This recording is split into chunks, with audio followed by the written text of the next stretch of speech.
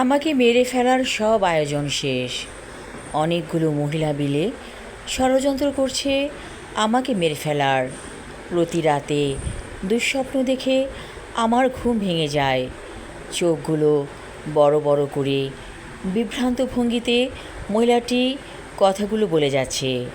আমি সুমনা হক, মানসিক রোগীর ডাক্তার। আমি বললাম, কেন ওরা আপনাকে মেরে ফেলবে? মহিলাটি বলল, মেরে ফেলবে? আমি নির্ঘাত জানি আমাকে মেরে ফেলবে। না, আপনার কোনো ভয় নেই, কেউ আপনাকে মারবে না। এমন সময় আমার চায়ের তৃষ্ণা পেল। আমি রীতিমতো চাখোর বলা যায়। ফ্লাস্ক থেকে চা ঢেলে মহিলাটিকে দিলাম খেতে। আমিও নিয়েছি এক কাপ, সাথে নারকেলের নাড়ু নিয়েছি। বাসা থেকে এনেছি এই নাড়ু, আমার কাজের বুয়া বানিয়ে দিয়েছে।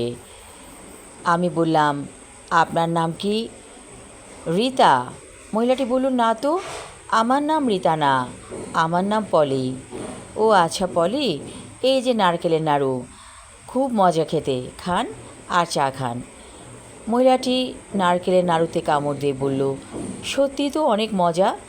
আমি চাইছি তাকে অন্যদিকে ডাইভার্ট করতে, অর্থাৎ যে কথাগুলো সে বলছে পাগলের মতো বিড়বিড় করে, সেই কথাগুলো যেন সে আর না বলে। কিন্তু অবাক কাণ্ড, মহিলাটি চায়ে চুমুক দিয়ে আবার বলে উঠল, বেশ কয়েক বছর ধরে অনেকগুলো মহিলা চেষ্টা করছে আমাকে মেরে ফেলার। আমি বললাম, কেউ চেষ্টা করছে না। কেন আপনার এমন মনে হয়?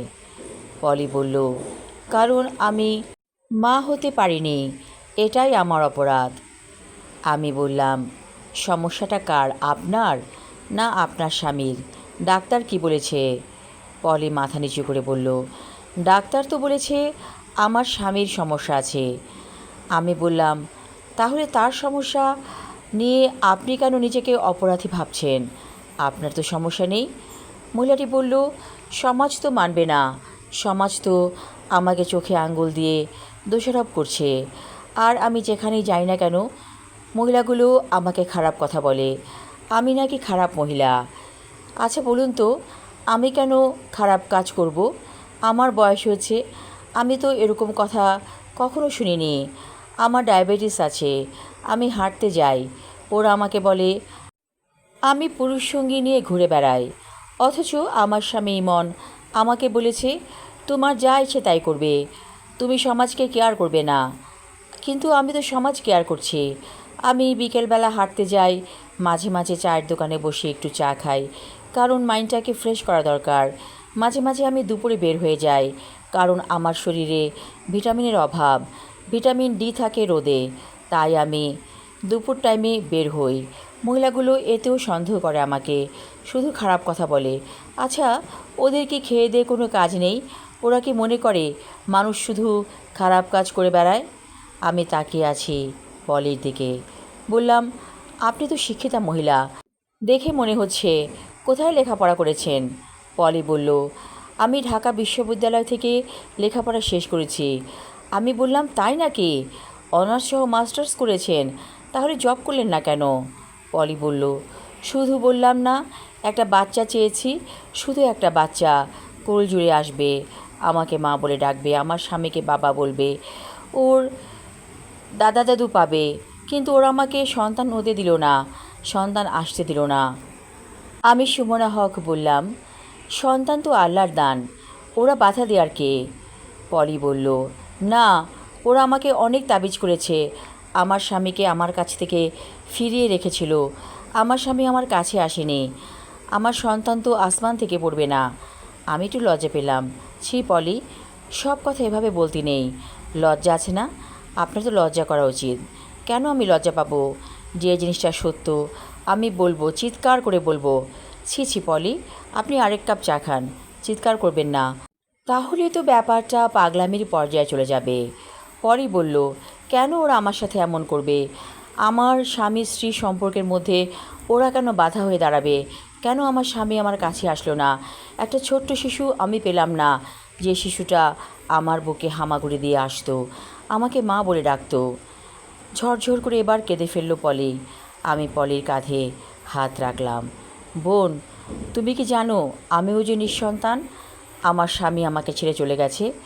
পলি বলল, চলে গেছে? আপনি তো একটি শিক্ষিতা মহিলা, ডাক্তার। আমি বললাম, অনেক মানুষের জীবনে এমন ঘটনা ঘটে যায়, আমার পৃথিবীতে কেউ নেই। পলি বলল, তাহলে আপনি আমার মতো দুঃখী? আমি বললাম, পৃথিবীতে অনেক মানুষ আছে যারা দুঃখী, আর আপনার সাথে যারা এমন করেছে তারা তো মানুষ নামের কলঙ্ক, তারা তো পশুর পর্যায়ে চলে গেছে। কারণ আপনার সাথে আপনার স্বামীকে বিচ্ছেদ ঘটিয়েছে বারবার, এবং অনেকেই আজকাল এগুলো করে। এগুলো ব্ল্যাক ম্যাজিক করে সংসার ভেঙে দেয়, স্বামী স্ত্রীর মধ্যে বিচ্ছেদ ঘটায়। পলি বলল, আমি প্রায় স্বপ্ন দেখতাম যে মহিলাগুলো আমাকে জাদু করেছে তাদেরকে, তাদের পাশে একটা শয়তানরূপী কাকে যেন দেখতাম। আমি বললাম, আপনি যা দেখেছেন সত্য স্বপ্ন দেখেছেন, কিন্তু কি আর করা, আপনার কপালে ছিল এমন, তাই হয়েছে। আর আমি কি অপরাধ করেছি? আমার স্বামী আমাকে রেখে চলে গেল কেন জানেন? যেহেতু আমি ঘরে থাকি না, সংসার ধর্ম করি না, আমি একজন ডাক্তার, আমি রুগী দেখি, এটাই আমার অপরাধ। সে কি করেছে জানেন? আমার বাসার একটি আশ্রিতাকে বিয়ে করেছে। আমি তাকে এনেছিলাম গ্রাম থেকে, গরিব ঘরের মেয়ে। বলেছিলাম মাসে মাসে বেতন দিব, সে আমার সাথে থাকবে। অথচ আমার স্বামীর কাছে সেই মেয়েটিকে ভালো লাগলো। একদিন সে আমাকে বলল, তুমি কি করো? রান্নাবান্না কিছুই করো না, ও তো সব করে। ওই মেয়েটির নাম কি? আমি বললাম। সে বলল, ওই মেয়েটির নাম অনু। মেয়েটি অবশ্য অনেক লক্ষ্মী ছিল, রান্নাবান্না করতো, আমার সংসার সামলাতো। আমি তাকে মোটা অঙ্কের টাকা দিতাম, এমনকি গ্রামেও টাকা পাঠাতাম ওর বাবা মায়ের কাছে। আর আমার স্বামী এই সুযোগটাই নিয়েছে, একদিন ওকে বিয়ে করে ফেললো। আমাকে বলল, আমি ওকে বিয়ে করেছি। আমি বললাম, কি বললে তুমি? বিয়ে করেছো মানে আমার অনুমতি নিয়েছো? আমার স্বামী বলল, অনুমতির দরকার নেই, আমি ওকে নিয়ে চলে যাচ্ছি, তোমার বাসায় আর থাকবো না। তারপর অনুকে নিয়ে আমার স্বামী চলে গিয়েছিল। তারপর বাসা ভাড়া করে থাকতে লাগলো।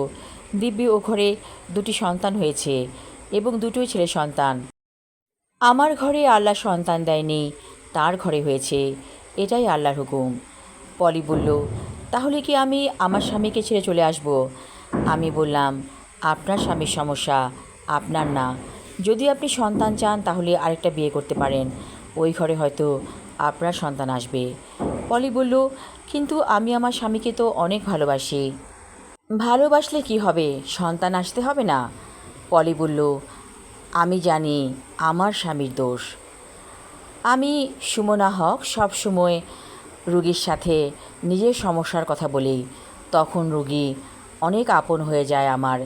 এটাই আমার একটা সাইকোলজিক্যাল পরীক্ষা, অর্থাৎ ট্রিটমেন্ট বলা চলে, এবং এভাবেই রুগীর সেবা করে আমি থাকি। যখন আমি আমার সমস্যার কথা বলি তখন রুগী আমার সাথে বন্ধুর মতো আচরণ করে। পলি বলল, 2 কাপ চা খেয়ে ফেলেছি, আর 1 কাপ কি খাওয়াতে পারেন? আমি হেসে বললাম, চায়ে তো চিনি আছে, যদি ডায়াবেটিস হয়ে যায়? পলি বলল, হবে না। এবার পলিকে অনেক স্বাভাবিক দেখা যাচ্ছে। প্রথম প্রথম যখন সে কথা বলছিল মনে হচ্ছিল উদ্ভ্রান্ত, পাগল পাগল, কিন্তু সে এখন অনেকটা স্বাভাবিক পর্যায়ে চলে এসেছে। আমি আমার লেখা ছোট গল্প বুকের খাঁচায় অচিন পাখি পর্ব 1 পড়লাম। পরবর্তী অংশ থাকবে আগামী পর্বে। ধন্যবাদ।